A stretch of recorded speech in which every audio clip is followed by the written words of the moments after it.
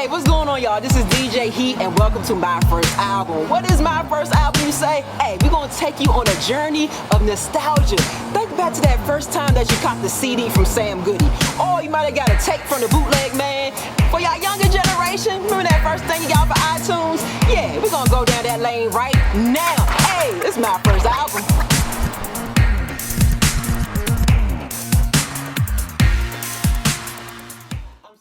Hey, what's going on, y'all? It's DJ Heat. Welcome back to my first album. Listen, we're doing something brand new, man. You know, we all stuck on quarantine. We in the house. I can't go out and do interviews like I want to, so we got to bring the interviews to y'all in a special way. So we doing it live and direct right now. I got a special guest. Yo, my first guest for this live edition of my first album was actually supposed to be my first guest, period, for my first album. I don't know what happened to this guy. I know what happened to this guy. It's because he's so famous. He doing the man thing. He's traveling the world. He does it all. Ladies and gentlemen, the world-renowned DJ Money. Oh my God, yeah. What's up, Heat? What's going on with you? Quarantine, we out here. I'm glad I finally got you, man. Yeah, man. First of all, I'm sorry. You just be moving, but I told you we gonna get it done. And this time it wasn't me. It wasn't me this time. I know it was me. Okay. We made it work. We made it work. We made it work. We finally made it happen. Doing with a special live edition of my first album. So before we get into all the things that's going on with DJ Money, let's talk about the album. We're going to rewind, take it back. Let's let the people know the first album you ever owned was Nas It Was Written. Woo! Nas It Was Written, yeah. This girl from my school actually bought me the tape of that, and that was like the first full-length album that I actually owned. Like, that was mine. Wow. It wasn't borrowed. It wasn't somebody else's. That was the first album that I actually owned. Wow. You said a girl. Boy, man, you was pulling them like that you had girls buying you albums. Everybody calm down. No, it wasn't like that. She was like really my home girl. And she just, birthday came around, the album was out. She knew I was really into, really getting into rap. So she got me that tape. All right. So It Was Written. It actually came out July 2nd, 1996. How close to that release date did you get the album? Because I know back then I got it. My birthday is September 28th, so I got it around that time. So end of September. Isn't that wild? How now we're in a streaming era with instant gratification. I don't think this generation understands how long it sometimes took before we finally heard the album. Yeah, and also too, they never get a chance to experience something being sold out, going to the store and being like, man, it's not even here. I gotta wait to get it, or I gotta go to my friend's house just to hear it. You know what I'm saying? They'll never experience that because they just roll over at 12:01, download a bunch of stuff, go to sleep, and then wake up and listen to it or not listen to it. Exactly. They just skip to their favorite features. Okay, who's on? Scott is on here. Right. I'm gonna go straight to that song. Let's talk a little bit more about the album, because this was Nas's follow-up to his debut album, Illmatic, and a lot of people felt like It Was Written. He went commercial. Some folks seen he was a sellout. What was your honest take on the album when you first heard it? Well, I was young at the time, elementary school vibe. So my thing is, I think at that time I was just discovering full-on rap because I grew up on soul music. So really listening to that, it just gave me a view inside of New York City. Also just in how different lyricists, because listening, my first vinyl I ever owned was Mahogany, Eric B and Rakim. Wow. So just to hear the juxtaposition of Rakim's rap style and Nas's rap style and even beat selection was very, very different for me. I think one of the things when it came to the Nas's first album, second album, listening to it now, to me he's more pop, polished. Everyone was saying he got commercial, but to me, and I know Illmatic is the album that everyone loves, you know what I'm saying? But to me, this is my favorite Nas album, not just because of the first one. To me, this is the one that feels the most complete. This is the one that I feel like he came into himself. The first album, he was really still in the streets. This album, he had some money. He had a chance to see the world. he had a chance to really understand people. Like if you notice, even the intro, he starts off with the slave intro about Man. not being a slave, kind of like to the game, to where he's from, to white people, everything. Yeah. My favorite song off that album, "I Gave You Power," is Woo! like is one of the things where, to me, like I don't even think there's another song like that. You know what I'm saying? Like Nah, that the metaphor, man. details, yeah, the details too of that song. So I feel like, to me, still to this day, that's probably Nas's best, most complete work. Like that, Illmatic is still Matic to me. You know, Yeah, yeah. I was gonna ask you what was your favorite joints on there. Listen, I gave you power. "I Gave You Just Power" is crazy. Of course, "Street Dreams," mm-hmm. affirmative action, Man. and uh, live nigga rap. Live nigga rap is my favorite. I'm sorry. So I'm gonna Have it. dive into a connection with I Gave You Power and also Street Dreams, and Okay. that is the Tupac connection. I want to get your take. You got your healthy smoothie, sir? That's what's Yeah, going you see on. me. I'm sorry. You see me. You got my smoothie vibe with my ginger and all my stuff. I'm sorry. Hey, about that healthy quarantine life. So Trying to keep I it. You know gave what I'm you saying? power. Right.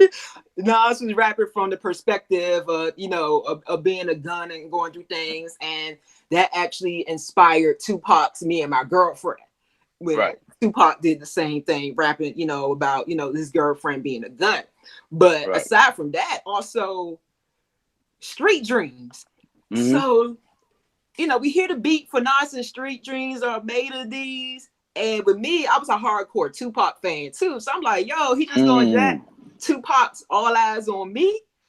Mm. So And I can see how, that looked that way. And to be mm-hmm. honest with you, I do feel like they both heard each other, because you got Yeah, to remember, folks forget this is the first time that Nas worked with Dre too. You know what I'm saying? So Dre is on this album. yeah, So don't think that they didn't cross paths during this time when they was recording. You know what I'm right. saying? So it's very possible that they both might have been with Dre and Mm, just heard stuff like, yo, me as a producer, I know, like, I work with folks, I'll be like, yo, I'm working on this, da, da, da, da, let me play you some stuff. You know what I'm saying? And especially at that point in time, he definitely probably played him some Pac stuff. And definitely Pac, when he was working, he probably heard the Nas stuff that he was working on. Probably, I can see Pac mm, now telling Dre, "You working with this East Coast nigga? Like, what you do?" Like, I can see it now. Like, but I mm. think, yeah, I definitely think that I don't know if that if it came from, they probably helped each other, to be honest with you. Yeah, But I do feel like at the time, looking back, you can see how. And one of the biggest things that Nas lacked for me was his beat selection. It was always like, this is another reason why I love this album, because to me this is like probably his best beat selection ever. yo. I used to crack so many jokes about this man's beat selection. I think I remember one time saying something like, "Would you rather get your teeth pulled with no medicine or let Nas select your beats?" My teeth pulled twice, Yeah, then let Nas pick my beat. he strayed so far away because like that the first album, you got Pete Rock, you got Right. Primo, you got Q-Tip, and Q-tip, then yeah. with Illmatic he went with more track masters because we talked about this about him selling out, but he definitely wanted to get more Polished. fans. He wanted to be polished. He wanted to be polished too, though. He Yeah. wanted to feel polished, because you guys saying that first album was very dark. It felt very, very rugged, very street. You know what I'm saying? Where this album felt like him climbing his way out the tunnel. You know what I'm saying? Like, I finally I own something. You know what I'm saying? And that's why I say I really felt like, even with the Trackmasters thing, even though they had that stigma of being like, quote unquote, commercial, Yeah. I never felt like he sold out with this project. Even his content. How can you say he sold out with the content? Affirmative action, Black Girl Lost. You know what I'm saying? Even the Dre beat that he picked was a dark Dre beat. You Nas know, is it wasn't like coming. two Havoc beats. Like, you know what I'm saying? Like, you can't say he sold out, and he kept it clean, because I know they weren't all really getting along at that time. Like, you know what I'm saying? So Right. Another thing that he's attributed to though is that Mhm. ushered in around that time the age of the mafioso rap. Like we got Right. everybody, Nas Escobar, and you got that all that big Willie talk and Yep. mafioso. It was heavy on Raekwon's Cuban links, and Nas did this thing on Yep. verbal intercourse, and with Jay coming out with Reasonable Doubt. What are your thoughts on that era of rap where everybody was mobsters? I mean, a lot of Scarface VHSs in the studios. I feel like I think it helped just the rappers to feel a little more clean because it separated the rappers. It Mm, separated them because the simple fact of everyone was quote unquote grimy and dirty, like yeah, Onyx, Black Moon, all these artists that's like Tim Sweats, G jackets, you know what I'm saying? And chew all sticks. and now, yeah, exactly. And just Yeah, I had the chew razors with sticks. the tongue, you know what I'm saying? And the next thing you know, Jay-Z come out with a trench on, you know what I'm saying, and a scarf, and you know what I'm saying. Nas got his hair cut right and his tooth fixed, and he had the waves Yo, on, and Biggie, yeah, and Biggie came out with the Coogee and the Gucci, like you know what I'm saying. It was a different time, and also it was like, and also like I said, I felt like a time to say like, yo, like I made it and I'm a boss. That to me was like the first era of being like, I don't want to just be a street guy. I want to mm, be the connect. I don't want to be the dude on the block. I want to be the dude giving out the work. mm, okay, okay. One last it was written question before we get Mhm. more into Mr. DJ Money. Okay. Foxy Brown's verse on affirmative action. Okay. Do you think her math was adding up correctly or not? Yo, I'm gonna tell you, just because I'm a huge J fan, I want to say yes, but I never. I'm gonna have to. It's funny because I listened to it today, getting ready for this, and I was like, yo, I wonder if it actually was right because I'm not 100% sure it was because it was a couple of times in there. I was like, with the packed quarter key, I was like, carried it too. I don't know. Right, you I start gotta doing really math. do the I math. mean, she made it sound cool. She's like 32 Sounded great. grams raw, chopping it up in half, get 16, double it times 3. We got 48, blah blah blah.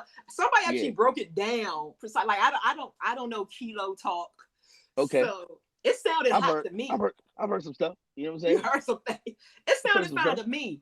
Right. But the thing that always amazes me that we forget about Foxy Brown, she was Uh-huh. like 16 spitting this stuff, dog. Facts. Yo, I always said that. I was like, yo, like, I don't think cats get that. I don't know if she can drive rapping No, some of these verses. no, she was That's crazy. 16. If a female rapper came out at 16 talking the stuff that Foxy did back then, all Crazy. hell would be breaking out. Oh, facts. That's a Listen, man. dog, I go back to Foxy songs. I was like, yo, she was really 16, and we talking about her ill nana and all this. Like she Yo, was her first album, I was like, yo, she out here bomb Pussy Joan and at 16, 17. I'm like, yo, this is she definitely wild. Like, wasn't 18 yet. oh, not at all. And it's like you don't even realize it when you're listening to it. Like, and I was like, yo, her first album was called Ill Not Nana. And she was a Like, teenager. this is great. This is America, Yo, man. It's yo, America, man. times have changed in this country. Yeah. All Fact. right, so That's a fact. let's steer to I you. gotta do that math though. I gotta get to that. I'm gonna do that math. I definitely want to do that math because I just Yeah, want to break see. it Because down. at the end of it, remember she said they had another half of another key. After everything, they sold everything and they still had another half. I was Oh like, yeah, damn. she said that. Mega coming through. So Mega brought some more. I'm looking at the legs right now. Cool. Mega Yeah. brought some more in. Let's see. We flipped this other key. That's more for me. Mad Coke and Mad Lee. Then she added more stuff. Plus 500 cut. Then we got 3/4. Listen, 3/4 of another key. That's man. crazy. Shout out to Britt Waters checking in with us right now live on the YouTube. She said we gotta give Britt, our what up? flowers to Foxy Brown. Foxy Brown was grown at 12 years old. She definitely was grown at 12. 100%. Yeah, Grown at let's 12. talk about DJ Money though. This What's up, man, man? he has said, I saw this on one of your Instagram captions. DJ Money has done everything in DC but lead Mike.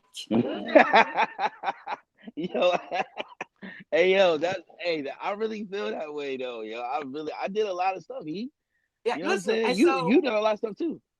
I listen, but this about you, brother. So Oh, I come don't on. think a lot of people know, like they know you as Wale's DJ. Right.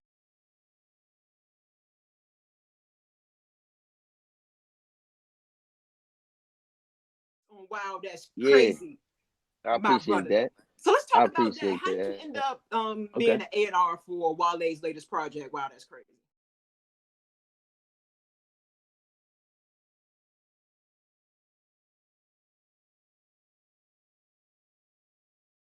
Years to be honest. Mm-hmm. I was in LA. I was actually living with Mac Miller at the time, Mm, and he put out a tweet saying that he was out there and he wanted to come to the lab. And at the time, a lot of folks didn't know. Like I did like a fake Jay Z retirement. Like I was just kind of like my I had a friend that passed, and I was kind of like over DJing. So when I first really? moved to Cali, when I Wow. first moved to Cali, I really just wasn't even trying to spin or nothing. I just was out there off my production vibe. So I asked Mac if I could just come and stay with him for a minute, and Mm-hmm. he let me do it. Mm, And one day, uh, Wale was he tweeted, Wale Twitter. He posted where he was at. yeah. So I hit the them and I was like, "Yo, I'm out here. I want to pull up." I pulled up and I was like, "Yo, bro, let me play you some beats." And a lot of folks don't know I'm not a person that like send out beats like that. When I make beats, I feel like I try to make beats for art, like for the folks I want to be on it. Right. So I had some records I really wanted him to be on, and I played him one, and he had already rapped on it because I sent it to him already, but he didn't know that I made it. So Wow. at that point, me and him reconnected, really started to talk, and I really wasn't even going at him to like spin. I came at him to just do production. So one day he's like, "Yo, we just gotta get on the road, whatever, whatever." A lot of folks don't know I was there since album about nothing, which just went gold. Yes, I Uh, saw that tweet yeah, yesterday. Festivus mixtape on. So pretty much everything you heard from that era on has been like me and him just cooking. And so when it came to Shine, that was like my first chance Atlanta gave me to do it. So once we got to Warner Mm-hmm. and they start asking about records, like, yo, who got this record, who did this record, who did that? And Wale and the team was telling him, like, Money has the drive. He did a lot of this, he did that, he produced this, he wrote that. So they were like, yo, come on. So they gave us like a 6 week kind of thing, and we just started cooking. You know what I'm saying? And On Chill came, and we had that for a long time. And then the other records started to come. You know what I'm saying? Me and Phil gave him the Sue Me record. Yeah. Cliche. You know what I'm saying? Was a Phil record that me and him did for his project that we ended up giving Wale.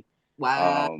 Yeah, and it just kind of snowballed from there. Where and I just kind of always make sure, regardless, that like yo like we go. I need to make sure that at least let me get the credit for that because that's what I want to do. Like I Yeah. definitely want to be behind the scenes on that vibe. You know me, like the social media stuff and all these sexy lights and stuff is new for me. But I'm definitely trying to pivot, not panic. You know.